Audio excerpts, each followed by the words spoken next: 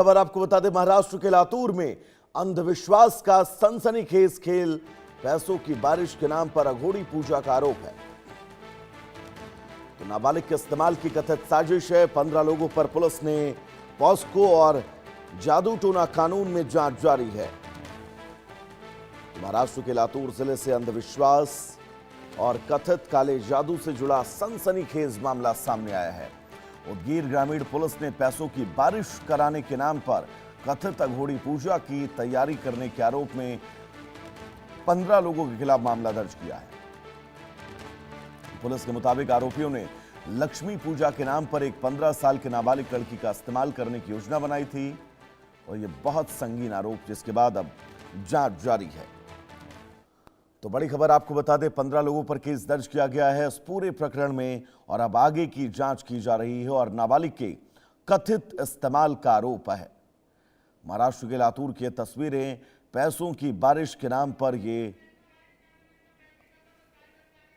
अघोरी पूजा।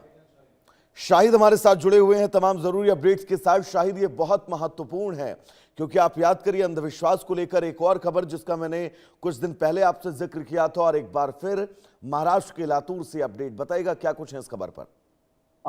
वैभव, ये बिल्कुल ये वो महाराष्ट्र है जहाँ पे जो है अंध श्रद्धा को लेकर जो है कानून बनाया गया था। वो भी जब इसके खिलाफ आवाज उठा रहे थे डॉक्टर नरेंद्र दाभोलकर, जिनकी हत्या हुई थी। उसी महाराष्ट्र में देखिए, पैसों की बारिश का ये लालच और हैवानियत का ये प्लान जो है पुलिस ने जिसे चौपट कर दिया है।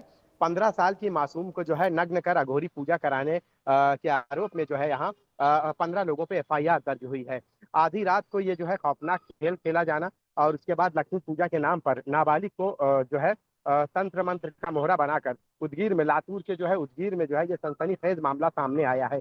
लातूर जिले में जो है जब ये अंधविश्वास और काले जादू से जुड़ा ये मामला जब सामने आया तो पूरे महाराष्ट्र में हड़कंप सा मच गया है, क्योंकि यही महाराष्ट्र है जहाँ पे काला जादू को लेकर जो है तरह तरह के जो है अवेयरनेस प्रोग्राम किए जाते हैं और उसी महाराष्ट्र में इस तरह से जो है ये मामला पेश आया है।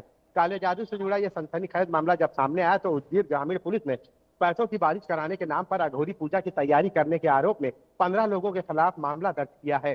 पुलिस के मुताबिक आरोपियों ने लक्ष्मी पूजा के नाम पर एक 15 वर्षीय नाबालिग बच्ची का इस्तेमाल करने की योजना बनाई थी।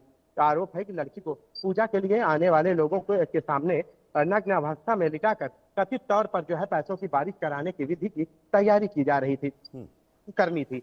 जिसके बाद जो है पुलिस को यह जानकारी मिली। ये घटना रात लातूर उदगीर रोड पर कड़खेल पार्टी के पास की बताई जा रही है।